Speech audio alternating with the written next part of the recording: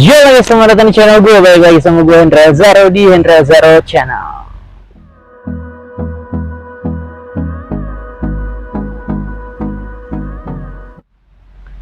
Ya, kali ini gue balik lagi di konten YKS. Yuk kita sulap gitu. Tapi di mix sama ngobrol gitu. Jadi kita mau bahas obrolan seputar sulap gitu. Dan kali ini bintang tamu gue spesial banget, ada Bastian Pionit. Halo. Jangan lupa di subscribe juga channelnya, di mana Bastian Pionit. Konten saya tentang hipnotis. itu Hipnotis. itu menarik banget, hipnotis ya. Dulu itu kan banyak orang takut hipnotis gitu. Nah, kalau misalnya penasaran bagaimana hipnotis itu, tonton sampai habis gitu, jangan di skip gitu. Oke, langsung aja nih. Sebelumnya Bastian Pionit itu siapa sih gitu? Itu dulu deh. Saya manusia, Mas. enggak Bang. Jadi gini, dulu itu saya basicnya main sulap dulu. Gitu, main sulap dulu. Setelah main sulap, pokoknya udah lama lah. Sejak lulus sekolah. Di tahun 2011 baru saya spesialis di hipnotis. Profesional di hipnotis 2011. Itu awal mula saya berkarir di kota Sumedang. Sampai masuk koran juga itu. Awal-awal ya, dulu 2011 ya lagi belum booming-boomingnya gitu. Hipnotis itu kan berkaitan sama sulap ya. Betul. Ketertarikannya pertamanya lu mengenal sulap. Kalau hipnotis kan dari 2011. 2011. Ya. Nah, kalau sulap tuh dari sejak kapan lo kenal sulap? Sulap itu sebenarnya dari kecil, cuma nonton ya. Tertarik. Langsung SMA udah mulai menggeluti sulap. SMA. Ya, SMA. Ya, STM ya, bukan SMA ya. Pertama kali pesulap yang lo tonton tuh siapa? Ya tentunya bapaknya pesulap, Master Dedi Corbusier. Iya. Master Dedi ya. Iya. Kenapa sih lu minat mempelajari sulap gitu? Oke, dulu mempelajari sulap waktu acara Master Dedi itu ya. Dia rambutnya masih agak kayak Max Miven ya. Iya. Masih ada gondrong itu. Kalau bahasa Betawinya resep aja gitu, seneng aja gitu, resep aja gitu. Kan ada yang orang belajar sulap karena cewek mungkin, atau karena seni misalnya, mempelajari seninya gitu. Kalau lu lebih karena apa? Seneng aja, hobi, seneng ya. Seneng aja. Terus ya mikir, kok bisa sih. Nah, pertanyaan dari ada yang namanya kok bisa itu, jadilah ketertarikan untuk terjun di situ. Masih inget gak trik sulap apa sih, yang permainan apa yang pertama kali lu pelajarin? Trik sulap yang ringan itu dulu ada mutusin tali. Ya. Jadi kita nggak benang jahit sih ya. Lagi, gitu. Jadi benang jahit panjang dipotong terus disambungin lagi. Tanpa ada sambungan. Nah, itu pertama kali banget tuh. Keren. Sama ada beberapa trik kartu juga sih. Oh iya, ngomong-ngomong soal trik, nanti bakal ada pelajaran trik ya. Kita akan nge-share trik bagi yang mau belajar main sulap. Nanti di akhir video ini akan ada sebuah permainan yang akan diberikan sama Bang Bastian ini. Oke, siap. Baca pikiran biar bisa belajar gitu. Kita mengedukasi kalau sulap tuh nggak sesulit itu, nggak menakutkan itu gitu. Ada sulap-sulap simpel juga gitu yang bisa dipelajarin semua orang kayak gitu. Nah, terus selanjutnya itu belajar sulap dari mana sih? Dari awal dulu ada sekolahnya mungkin. Om saya ngasih disk itu asli Master Dedi Corbusier, beli disk dulu. Om saya suka sulap. Beli disk dia waktu itu, dia di tahun ya pokoknya udah lama, mahal banget asli. Kalau dulu belum ada bajakan, soalnya masih zaman SMA gitu, tahun 2000-an lah ya, 2000-an berapa, 2005-an lah gitu. Nah, itu masih asli banget. Nah, terus dikasih tahu lah, Bas, nonton. Kasih tahu, wah tertarik nih. Akhirnya di situ emang dibuka juga triknya. Itu saya pelajarin. Jadi benar-benar dari ahlinya dari Om Dedi ya berarti ya. Ahlinya. Keren juga ya. Kebetulan gue juga dulu belum sempet sih belajar dari beliau gitu, dari apa ya? Langsung gitu, direct atau dari tutorial beliau. Ya, lebih ke tutorial sih, bukan langsung ketemu sama beliau. belum gue juga dari tutorial juga belum pernah sih langsung direct gitu, kecuali ngeliat permainannya terus ngebedah sendiri kayak gitu sih paling.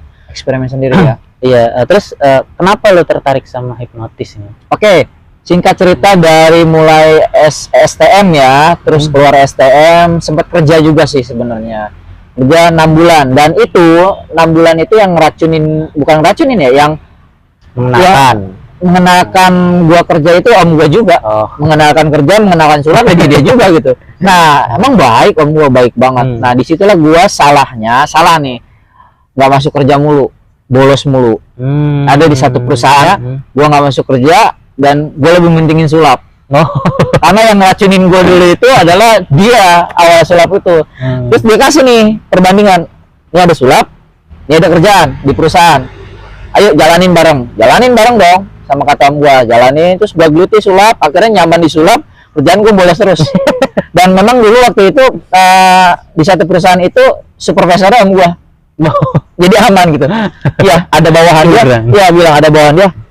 Om, bukan om gua ya, tapi bawahannya om gua ya. Om, izin ya, bilangin sama si bos. Nah, bilang kan bos, kalau udah di perusahaan kan profesional, bilang sama bos ya, izin Bastian. Oh iya, ayo aja. Ingat banget tuh, sebulan cuma keisi absen itu sebulan itu cuma, kalau sebulan itu 30 hari cuman 3 minggu. Waduh, seminggunya gua absen. Terus lu tuh main sulap, belajar atau job atau apa nih? Itu street magic aja, memberanikan diri untuk menjadi pelaku ya, pelaku ya, kayak gini di taman-taman gua mainin gitu. Akhirnya terus hipnotis itu hipnotis itu kan akhirnya seiring berjalan waktu gue dapat job sulap dulu, dan nah di situ di tahun 2011 udah mulai job hipnotis. Gitu, ada job hipnotis, tapi gue nggak bisa hipnotis, gue main sulap ya masih ya. Terus wah, ada job hipnotis kan, lagi main sulap, Mas bisa nggak hipnotis? Dia bilang bisa, ngiyain aja ya, tanggal sekian. Wah gimana nih, harus belajar nih. Untung sebulan kemudian jobnya gue belajarin tuh sebulan itu. Gue belajar dari banyak dah, A sampai Z, dari namanya kota ke kota gue cari guru. Dulu mah belum ada tutorial, YouTube juga belum terkenal gitu. Udah gitu ya, gue belajar, akhirnya dapat satu guru ada di Tasik. Gue sebutin namanya, dia luar biasa baik sama gue, tapi baiknya dikit banget. Bas, lu belajar hipnotis? Iya. Jadi hipnotis itu lu harus nurunin gelombang otak seseorang. Gimana caranya? Gini doang, tarik nafas, ketika udah nahan, buang, tarik, pas tahanan di akhir nafas dia di hidung, di situ lu bisa masuk. Udah gitu doang dikasih. Lu bingung dong, wah apaan kok gini doang, lu bisa hipnotis? Itu yang gue kasih ilmunya. Bingung dong, ngulik, akhirnya dapet tuh, ngulik dari banyak informasi. Pertama yang gue hipnotis itu adalah adek gue. Selalu keluarga aja korban. Pulang dari Tasik, pulang ke rumah, bilangnya sama orang rumah udah belajar ilmu sakti hipnotis. Apa namanya ya? Jadi hipnotis tuh nggak boleh dipelajari sembarangan sebenarnya. Jangan, kalau nggak punya guru lah atau mentor itu jangan coba di rumah, takutnya ntar gimana kan. Bisa mengganggu psikis keluarga gitu, kayak gitu. Ntar takutnya yang di rumah ntar wah ini tidur gitu. Iya sih, keluarga ditidurin nggak bangun. Terus akhirnya jobnya tuh tadi berhasil job. Jadi gua konsultasi sama beberapa ahlinya, ada ketemu pada saat sebulan itu gua kejar dan menghabiskan uang dulu ya, sambil kerja juga, uang kerja itu habis. Udah dapat, dan gua konsultasi. Pertama kali gua ngejob itu, ini masih ada dokumentasinya, masih ada korannya. 2011 itu di Kota Sumedang. Dan diliput oleh Ibu Emi, dan Ibu Emi sekarang masih aktif di Sumedang Express Priangan. Beliau itu wartawan. Jadi pertama kali ngejob langsung diliput. Dan di situ nama gue naik. Keren juga. Tersohor. Nah, makanya ini menariknya nih, Bastian ini memang full time hipnotis ya, maksudnya full time ya. Jadi nggak kerja ya? Nggak kerja. Jadi full time sulap sama hipnotis gitu. Makanya menarik banget nih sebenarnya. Motor ya. Sebenarnya menurut lu sendiri nih ya, sulap atau hipnotis tuh bisa jadi pekerjaan yang menjanjikan nggak sih? Karena lu full time nih. Kalau sekarang nih, kalau dulu gimana dulu? Menjanjikan ya? Banjir banget. Bisa jadi untuk biaya hidup lah ya. Waduh. Ya. Sampai saat ini masih ada. Sampai kapan tuh? Sampai corona menyerang? Corona habis, udah deh. Habis itu job. Memang pada saat waktu diangkat sama Bu Emi itu naik kan perusahaan-perusahaan Honda tuh, terutama Honda langsung narik tuh. Dan Honda itu dari pas 2011 sampai pas corona itu Honda. Panjang banget jobnya. Sampai roadshow ke seluruh, ya bukan Jawa Barat ya, bukan Indonesia tapi seluruh Jawa Barat. Dan kalau seluruh Jawa Barat itu ya baru-baru tahun-tahun kemarin. Apa ya? Ya sebelum corona juga sih sebenarnya, perbatasan. Jadi itu diajak sama perusahaan semen. Gitu. Tiga roda. Betul. Itu keliling Indonesia sama 3 roda. Ada bareng pesulap kita juga, Tanzila sama Ivan Christian. Ivan. Itu bareng beliau bertiga. Kita roadshow ke seluruh Indonesia sampai ke Papua, Raja Ampat. Itulah enaknya ngejob tapi sambil jalan-jalan. Kurang enak apa kalau di entertain gitu kan, kita ngejob tapi sambil jalan ya, refreshing dan refreshing. Untuk saat ini bro, untuk saat ini nih ada motor lagi. Untuk saat ini ya pas corona ya, saat-saat inilah, hari ini juga job ini udah mulai naik nih, udah mulai agak naik lagi lah, ada tiap bulan ini ya, karena kan event sekarang udah mulai boleh lagi, ada konser-konser musik juga udah mulai ada lagi, yang mudah-mudahan ya cepat berlalu lah ini, jadi amin. Biar bisa berjalan lagi ekonomi kan, lebih gitu, jadi banyak hiburan lagi. Kalau dulu kan di rumah lagi, di rumah. Sekarang juga masker udah mulai longgar juga kan, di outdoor udah boleh lepas masker. Pak Presiden kita udah dibolehkan ya, hanya di luar ya. Iya. Terus prokes juga. Kalau dulu nih kan hipnotis, gue mau bahas sedikit spesifik nih. Dulu kan identik dengan kejahatan ya, kayak ada dendam, dicopet segala macam, penipuan gitu. Menurut lu gimana nih tentang pendapat negatif tentang hipnotis sih? Nah, ya kan hipnotis itu persepsinya banyak banget kan di masyarakat kita ini, ya kadang ya dikaitkan dengan apa ya, kriminal, kriminal, mistis, settingan, ya 3 itu aja tuh penyakitnya. Iya, padahal mah enggak. Ya, menurut lu gimana? Kalau bisa nggak sebenarnya hipnotis buat kriminal kayak gitu? Oke, kita bahas satu-satu ya. Oke, hipnotis untuk kriminal bisa banget. Karena apa? Takutnya kan ada orang kayak misalkan dipantau dulu sama si pelakunya, ketika dipantau.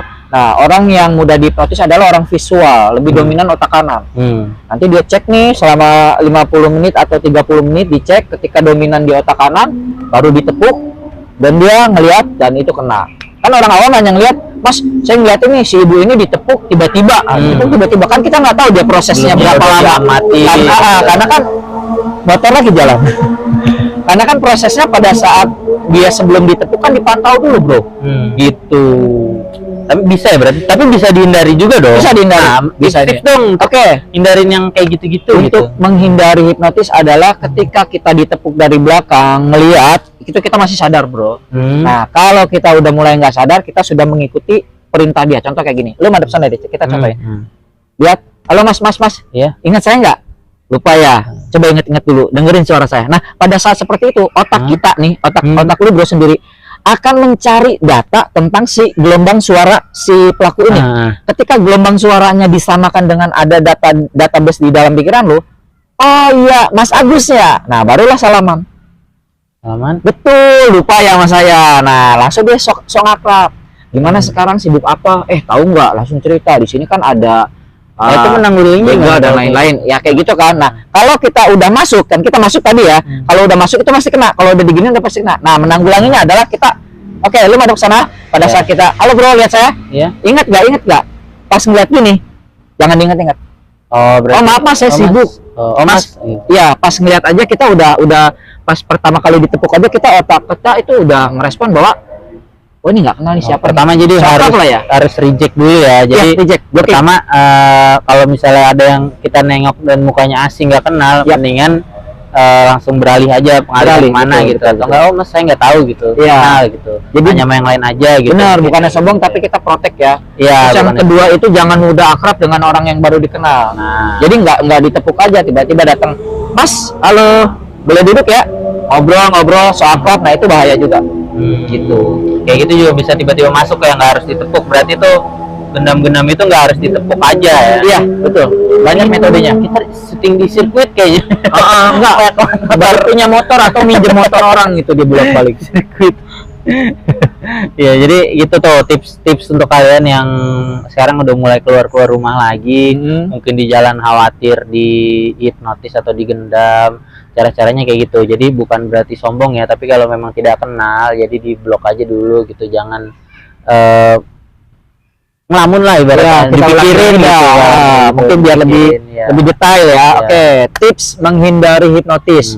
Ketika di luar ruangan, di taman atau dimanapun Anda beraktivitas, ketika Anda menemukan orang yang sangat asing, jangan mudah akrab dengan orang yang baru dikenal. Kalau memang asing, ya sangat asing, bukan berarti Anda sombong, tapi di situ Anda harus protek diri.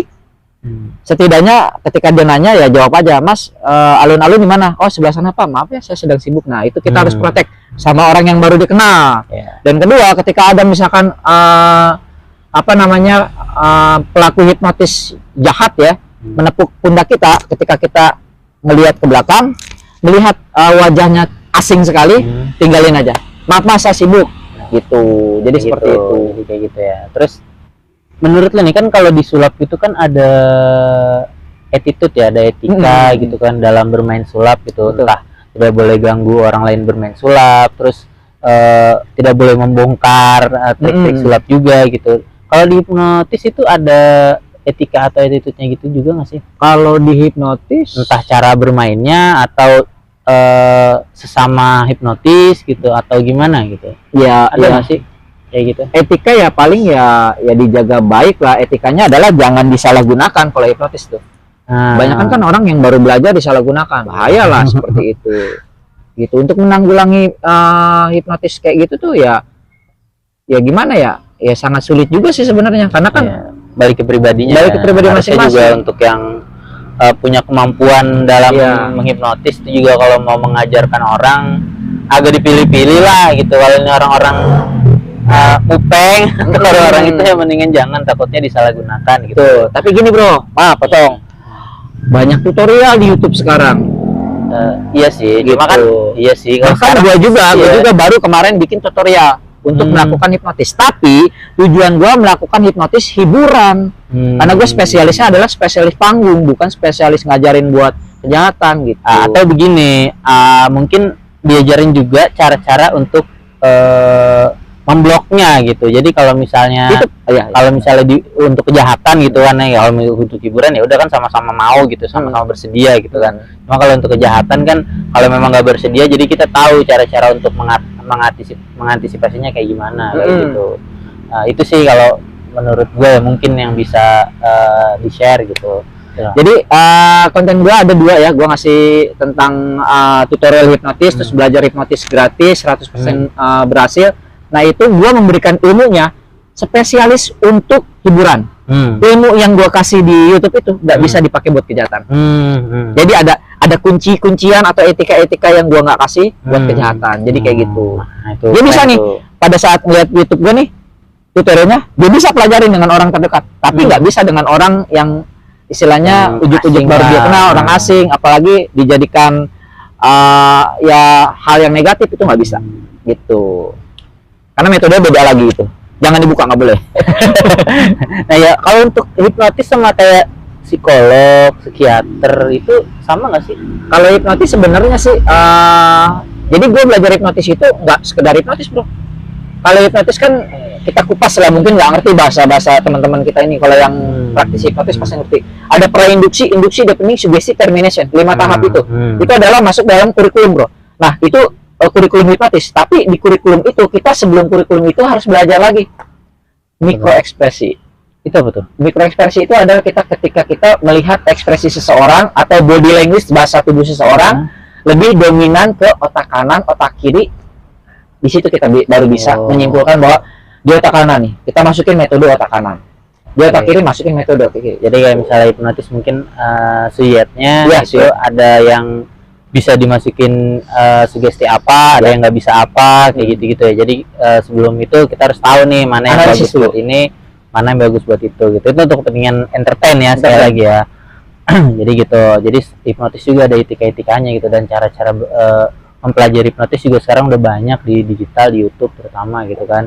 Dan hipnotis juga nggak boleh digunakan untuk kejahatan juga nih gitu. Jadi hati-hati aja, cepat atau lambat, karena hipnotis tuh menurut gue ya, hipnotis tuh bukan orang di hipnotis tuh nggak inget sama sekali gitu, karena suatu saat kalau dia ingat pasti inget juga gitu kan apa yang kejadian sama dia di situ gitu. Jadi jangan bukan berarti lu ntar hipnotis terus melakukan pelecehan atau apa terus ketika sadar dia nggak ingat gitu, dia pasti ingat gitu. Beda. Iya, jadi bukan nggak sadar sama sekali gitu kan, nggak sadar sama sekali namanya pingsan. Yang ada karena ya hipnotis kan hipnotis. Iya. Masukin sugestinya gimana kalau dia sadar ya. Sadar lah intinya. Kalau di Sunda itu kayak kena urut-urutan. Nah, itu hipnotis sebenarnya. Dia juga pernah urut-urutan. Jadi capek tidur langsung wah, saya doa bismillah. Oh, udah aja. Tapi intinya gini, ada tips lagi nih buat teman-teman subscribernya yang nih untuk menghindari urut-urut. Nah, ketinggian makhluk halus. Nah, itu kan berbau-bau makhluk halus nih. Itu sebenarnya bukan makhluk halus. Kalau di keilmuan gue itu adalah di mana ketika oksigen dalam pikirannya tidak balance. Oke, gue jelasin. Ketika kita kerja, otomatis kan oksigen di luar ruangan tuh bagus ya. Kita bisa ngambil hirup bebas. Nah, ketika kita pulang ke rumah dengan ruangan tertentu, dengan kamar tertentu, secara otomatis kan ada penyempitan oksigen. Nah, disitulah kalau kita tidak menyesuaikan dulu, contoh misalkan saya pulang kerja tiba-tiba langsung tidur, itu pasti kena erup-erup. Gimana cara nggak kena erup-erup? Erup itu yang tidur setengah bangun terus nggak bisa bergerak terus nggak bisa napas itu ya kadang ya. Itu ya. Gue pernah tuh kayak gitu. Pernah ya. Gini, kita lanjut. Kenapa bisa terjadinya erup-erup itu? Ketika capek langsung tidur itu kejadian erup-erup. Gimana caranya supaya tidak bisa kena erup-erup atau biasa aja? Ketika pulang kerja duduk dulu, minum air hangat 10 menit, nonton TV, lalu tidur. Kayak naik pesawat, turbulence, penyesuaian oksigen. Ketika lu tidur, lu masih ngerasa nyaman. Gitu. Jadi istirahat dulu lah ya, maksudnya nurunin, relaxin dulu, tenangin badannya, jadi nggak kaget. Ya, jadi jangan langsung pulang rebahan tidur gitu kan. Nah, tapi kalau misalnya udah kena, gimana tuh? Udah kena, jangan ditegangin. Kebanyakan kalau orang kalau udah kena gini, mau berontak. Nah, caranya adalah ketika udah kena, lu ya kasarnya mau doa apapun ya, dengan agama apapun kita ngomongnya sama aja. Itu bukan goib, bukan spiritual, tapi itu ilmiah gitu. Ya kan kalau misalkan ya orang agamanya ini kan akan beda-beda. Kita pasti kena. Caranya adalah lemesin badannya. Jadi kalau udah kayak gini lawan, jangan lawan, makin tegang. Itu hipnotis kan, sugesti hipnotis gitu. Makin anda lawan, makin anda terpengaruh oleh saya. Itu kata-kata hipnotis gitu. Jadi ketika udah kena, tarik nafas, lemesin langsung, pas ngebuang lemesin. Nah, itu hilang dengan sendirinya. Nah, bagi yang takut sama hipnotis juga ya, sebenarnya manusia juga mengalami keadaan hipnotis gitu dalam kesehariannya. Iya, gitu. Bro. Iya. Udah mengalami gitu. Jadi nggak perlu takut juga sama hipnotis sebenarnya. Kayak baru bangun tidur juga kan, kalau kayak nyetel alarm nih bunyi, kita megang-megang terus matiin, terus pas tidur lagi, pas bangun lagi kok tadi nggak bunyi alarm, padahal kita sendiri yang matiin. Itu juga dalam keadaan hipnotis ya. Terus kayak rep tadi itu juga keadaan hipnotis juga tuh. Bahas dulu sedikit lagi nih, maaf nih, sedikit lagi dibahas ya. Boleh. Jadi erup-erup itu ketika kita kena erup-erup, secara otomatis ada yang dominan otak kanan itu seakan-akan ditinggiin makhluk hitam besar gede tinggi. Intinya ditinggiin makhluk besar lah. Nah, sebenarnya yang terjadi adalah ketika oksigen kita tidak balance, maka kita makin tegang, timbullah halusinasi. Halusinasi itu adalah hasil dari dimana ketika kita menonton makhluk halus, menonton video-video horor, atau enggak ditakut-takutin oleh ya yang ada di kepala kita, memori yang ada di kepala kita keluar jadinya gitu. Betul sekali. Lebih tepatnya adalah ketika kita kena erup-erup, memori yang ada dalam pikiran kita tentang makhluk mistis itu keluar. Jadi sebenarnya itu bukan makhluk halus, halusinasi aja yang ada di kepala kita. Jadi kalau kita ngelihatnya sering ngeliat pocong, ya mungkin yang muncul pocong gitu. Kalau ngelihat genderuwo, habis nonton genderuwo gitu, muncul genderuwo kayak gitu. Jadi gitu ya. Jadi itu bukan mistis lah. Jadi Indonesia udah modern sekarang, dengan apa-apa mitos, apa-apa gaib gitu, apa-apa saintis lagi dikit-dikit. Contoh gini, orang Indonesia kena erup-erup sama orang luar negeri. Setannya pasti beda. Karena mindsetnya beda. Referensi setan juga beda. Setannya beda. Nggak mungkin misalkan orang luar negeri kena erup-erup, setannya setan Indonesia yang loncat-loncat gitu. Nggak mungkin. Kita juga kena erup-erup, nggak mungkin setannya Dracula gitu kan. Nggak mungkin juga. Karena hasil database kita. Intinya gitu sih, ilmiahnya bisa, ya intinya ya apapun itu bisa diilmiahkan saat ini gitu. Terus sekarang lu sibuk apa nih? Tetap masih fokus di hipnotis. Sama konten sekarang ya? Ya konten kita coba ya, karena lagi aktif. Ketika dulu untuk ngejob itu sebulan ya bisa sampai 15 hari. Kalau sekarang sebulan ya paling banyak 4 gitu. Duitnya ya malu cowok panggilan, saya tuh cowok panggilan loh. Jadi kapanpun Anda butuh saya siap menghibur Anda. Iya mantap. Sekarang terakhir sebelum bermain sulap ya, ada pesan-pesan atau mungkin yang pengen disampaikan sama subscriber gua nih, mungkin promosi channel, mungkin segala sesuatu tentang hipnotis gitu kan. Silakan Bonggo disampaikan dulu sebelum. Dengan senang hati, terima kasih. Oke, perkenalkan nama saya Bastian Pionit. Nama channel saya Bastian ada di bawah. Oh ya, Bastian Pionit nama channel saya. Saya membahas konten tentang hipnotis hiburan. Nah, bagi teman-teman atau subscribernya Bro Indra yang mau hipnoterapi, terus yang butuh hiburan hipnotis, boleh kontak saja, DM saja, nanti ada nomornya sama Bro Indra ya di bawah ini, boleh? Boleh di share nomornya boleh nanti di share nomor telepon saya. Mau sharing tentang hipnotis, misalkan gini, Mas, saya punya fobia terhadap kecoa. Nah, itu ada di konten saya, bisa hilang, dan saat ini masih hidup orangnya. Kita bisa testimoni dia benar-benar hilang terhadap kecoa. Ya, nah itu juga hipnotis juga bisa buat penyembuhan ya, terutama penyakit pikiran gitu ya. Intinya saya lebih spesialis ke pikiran gitu. Ya konten saya banyak sih, yang istilahnya takut kecoa bisa langsung sembuh, terus takut ya terhadap kucing, takut ya anjing, takut apa itu bisa sembuh semua. Ya ada, nanti boleh dites aja. Oke, mantap tuh. Jadi langsung aja subscribe channelnya Bastian Pionit ya. Dan jangan lupa subscribe juga channel gua nih. Habis ini akan ada perform dari Bastian nih. Kita perform apa langsung aja ya. Oke, saat ini saya akan melatih permainan sulap saya yang dulu kala yang saya sudah tinggalkan dan beralih ke hipnotis. Ternyata masih bisa atau tidak? Oke, Bro Indra, kita main harus berdua ya. Bro Indra, saya punya kartu di sini. Dan ini kamera belakang, saya nggak lihat kartunya. Bro Indra ambil kartunya, bebas yang mana aja bebas. Ini kamera belakang ya, nggak akan kelihatan ya. Udah Bro Indra, kasih kamera udah. Nah sekarang dimasukin di sebelah sini, 1, 2, 3, taruh di sini ya. Nah sekarang kartunya ada di mana kira-kira? Diacak lah ya. Oke. Pertanyaannya adalah Bro Indra, gue bakal baca pikiran lu ya. Lihat sini ya. Oke, biarin videonya ngeliatin. Oke Bro Indra, 1, 2, 3 fokus dan pikirin kartunya dalam pikiran lu udah. Gue lihat di mata lu ini ada 2 keriting berwarna hitam, betul? Betul nggak? Oke, yang tahu lu doang. Aman-aman, itu aja sih sebenarnya. Oke, ini spesialis untuk subscribernya Bro Indra. Saya akan bocorkan trik sulap zaman dahulu saya ya. Oke, saya akan main dengan Anda semuanya. Di sini beda. Ini kamera belakang ya. Saya nggak akan lihat kartunya. Lihat ya, nggak. Nanti lihat dulu. Udah aman ya. Nah, sekarang pertanyaannya, saya akan kocok dulu. Bro Indra bilang stop ya. Stop. Lihat. Udah. Sekarang saya akan tutup. Nah, ini adalah proses dimana rahasia baca pikiran dengan metode yang lain. Saya tahu kartu yang Anda pilih 5 hati berwarna merah itu enggak? Oke. Mau tahu rahasianya subscribernya Bro Indra? Nggak apa-apa ya, ini trik lama sih yang gue pelajarin. Oke, rahasianya adalah dimana ketika kita berikan lihat kartu ini ke teman-teman, nah kalian harus ingat satu kartu yang paling bawah ya. Ingat satu kartu yang paling bawah dengan posisi seperti ini. Kita mainnya seperti ini. Saya ingat dan saya akan lihat seperti ini. Oke, ini udah dilihat nih, datanya dapat. Nah, kita akan kocok. Nah, kocok ini sebenarnya hukum fisika. Orang itu menganggap ketika sudah dikocok itu sudah diacak, tapi sebenarnya enggak. Kapanpun bilang stop, itu yang terjadi 9 detik. Oke, bilang stop. Stop. 9 keriting, bilang stop. Stop. 9 keriting, bilang stop. Stop.